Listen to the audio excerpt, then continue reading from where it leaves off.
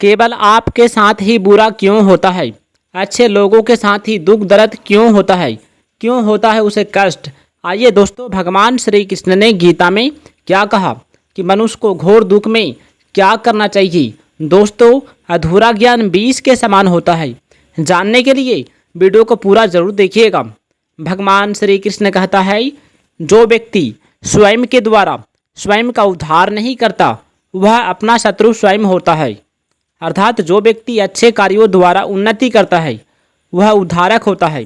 इसके विपरीत बुरे कामों को करने वाला अपने साथ साथ समाज का भी विघटन कर देता है।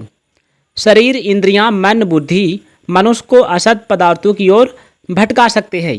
जो इनका आश्रय नहीं लेता वह अपने आप को जीत लेता है और विकार रहित हो जाता है। दूसरों की सहायता के बिना कोई भी किसी पर जीत प्राप्त नहीं कर सकता और दूसरों की सहायता लेना ही स्वयं को पराजित करना है। अर्थात स्वयं को पहले पराजित कर ही दूसरों पर विजय पाई जा सकती है। भगवान श्री कृष्ण कहते हैं, जो अपने लिए दूसरों की थोड़ी सी भी आवश्यकता नहीं समझता वही अपने आप पर विजय प्राप्त कर लेता है। आदमी शरीर, इंद्रियां, मन, बुद्धि को अपना समझकर स्वयं को उनका स्वामी मानता है। बुद्धि समझकर स्वयं को उनका स्वामी मानता तो है, परंतु दोस्तों वास्तव में वह उनका गुलाम भी हो जाता है। जो उनके एक इशारे पर सारे काम करता है। जिसके पास सुख साधनों का अभाव हो उस पर भी वह प्रसन्न रहे तो वह सुखी कहलाता है। लेकिन जो सारे सुख साधनों के बावजूद इस चिंता में घुटता रहे कि वे चले नहीं जाएं, वही दुखी कहलाता है। दोस्तों, भीतरी सुख दुख, बाहरी सुख दुख और मान अपमान में शांत और निर्विकार रहने वाला व्यक्ति ईश्वर के निकट होता है। तरह तरह की परिस्थितियां में जो निर्विकार रहता है वह महापुरुष है। जो व्यक्ति न तो सोना पाकर चमधियाता है न उसे खोकर चिंतित होता है। जो उसके उत्पन्न और नष्ट होने के स्वभाव को समझता है वह समदर्शी हो जाता है। ऊंच नीच को समदृष्टि से देखता है। शरीर को मैं और मेरा मानने से ही रोग का, निंदा का, अपमान का, मरने आदि का भय पैदा होता है। दोस्तों, परंतु जब मनुष्य शरीर के साथ मैं और मेरेपन की मान्यता को छोड़ देता है तब उसमें किसी भी प्रकार का भय नहीं रहता। इतना सोए कि उठने पर निद्रा ना सताई, आलस्य ना सताई। व्यक्ति को जो सुख प्राप्त है उससे अधिक सुख दिखने पर वह उसके लोभ में आकर विचलित हो जाता है। जिसके साथ हमारा संबंध नहीं हुआ, होगा नहीं और होना संभव ही नहीं, ऐसे दुख स्वरूप संसार शरीर के साथ संबंध मान लिया, यही दुख संयोग है। वृक्ष के एक बीज से मीलों तक जंगल पैदा हो सकता है। इसलिए बीज रूपी कामना का भी त्याग होना चाहिए। मैं भगवान का हूँ और भगवान मेरे है। इस प्रकार जब स्वयं का भगवान में अपनापन हो जाता है तब मन स्वतः यानी कि अपने आप ही भगवान में लग जाता है, रम जाता है। तो आइए दोस्तों, भगवान श्री कृष्ण ने क्या कहा कि जो भी व्यक्ति दुख दर्द में होता है उस समय उसे क्या करना चाहिए। दोस्तों, ऐसे व्यक्ति को कुछ समय तक शांत रहना चाहिए और हमें भगवान श्री कृष्ण का जाप करते रहना चाहिए। अपने निष्ठ देवता का पूजा करते रहना चाहिए और हमें अच्छा चीज़ के बारे में सोचना चाहिए कि हे भगवान, हमारा जन्म जो हुआ है, हमारा जन्म दूसरों की भलाई करते करते हमारा ज़िंदगी ख़त्म हो जाए। हमें ये सोचना चाहिए कि हम अपना माता पिता का सेवा कर पाए, भगवान की पूजा कर पाए। इससे बड़ा और क्या हो सकता है। तो आइए दोस्तों, भगवान श्री कृष्ण ने क्या कहा। दोस्तों, भगवान श्री कृष्ण कहते हैं कि मनुष्य जन्म संपूर्ण जन्मों का अंतिम जन्म है।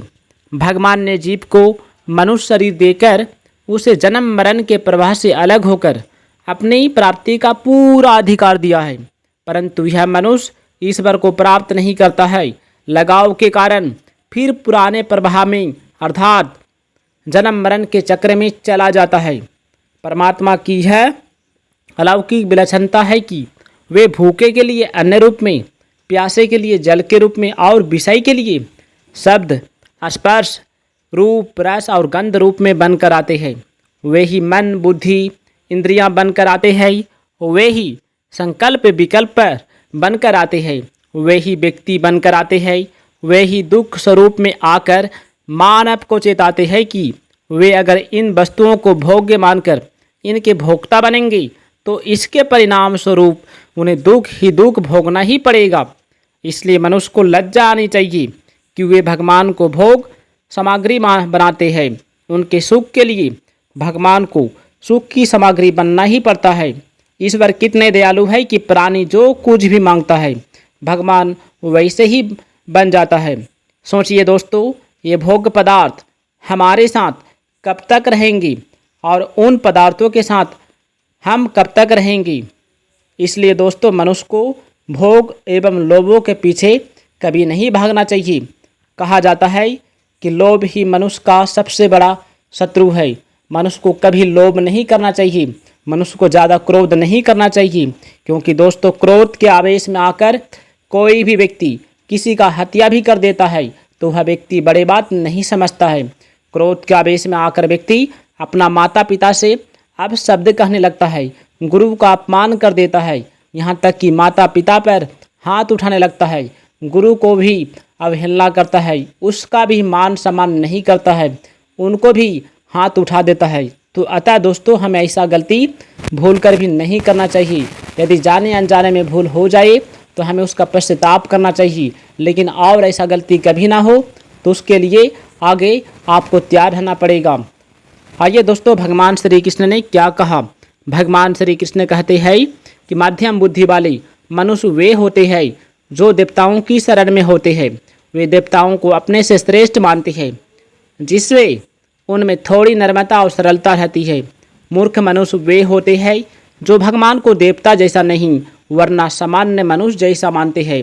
वे स्वयं को श्रेष्ठ मानते हैं।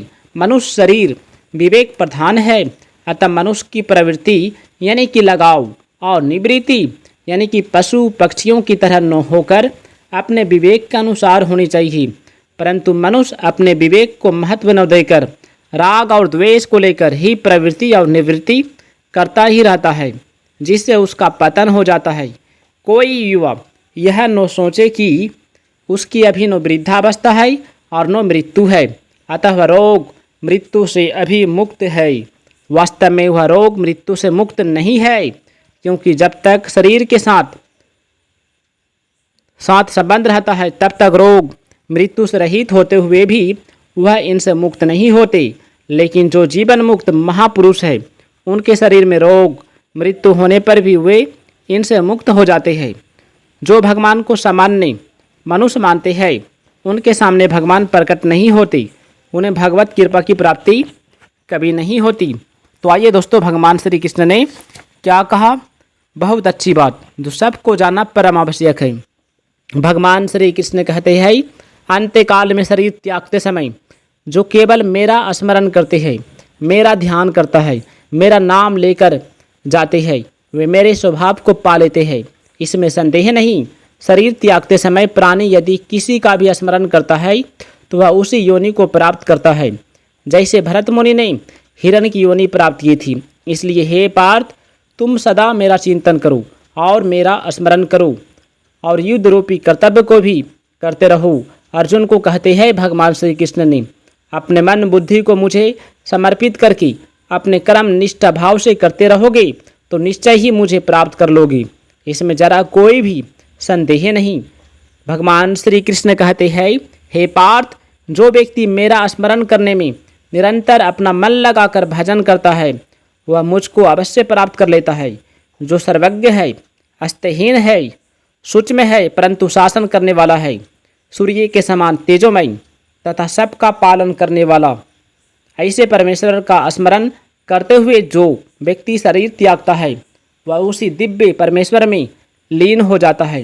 वेदों में जानकर तथा विवेकी जन, जिसे अक्षर ब्रह्मा कहते हैं, सन्यासी और ब्रह्मचारी जिसके लिए तपस्या करते हैं, उसी परमात्मा को प्राप्त करने की विधि मैं तुम्हें बताता हूँ। योगी इसी विधि को अपनाते हैं। इंद्रियों को सब ओर से रोककर मन को हृदय में तथा प्राण वायु को मस्तक में केंद्रित करके जो व्यक्ति अक्षर ब्रह्मा का चिंतन करते हुए श्वास प्राण छोड़ता है वह मुझे प्राप्त करके मुक्त हो जाता है।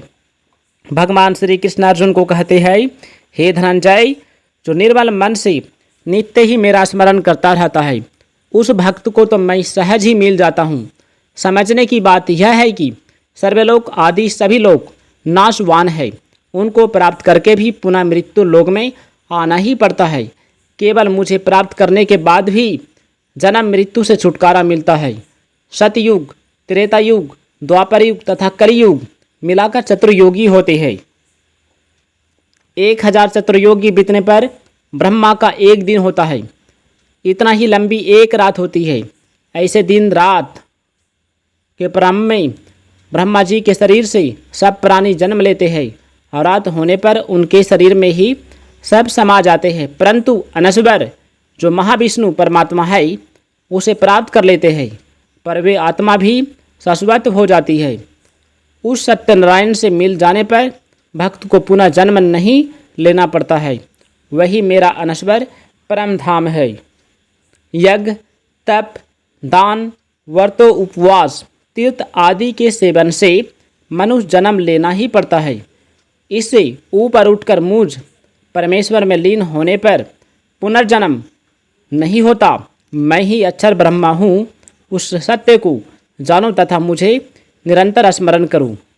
भगवान श्री कृष्ण कहते हैं, जैसे एक ही जल परमाणु, भाप, बादल, वर्षा की क्रिया, बूंदे और ओले के रूप में भिन्न भिन्न दिखता है, पर असल में है एक ही।